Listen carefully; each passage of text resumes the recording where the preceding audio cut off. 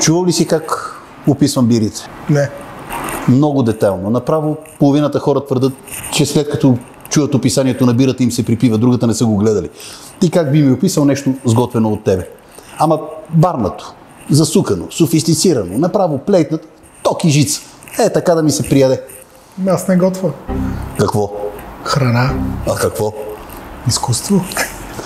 Обрисувайте ми последния си шедьовър с подходящи думи. Днеска ядохте свински бузи, нали? Свинските бузи са от специална порода прасета. Казват се черен ангел.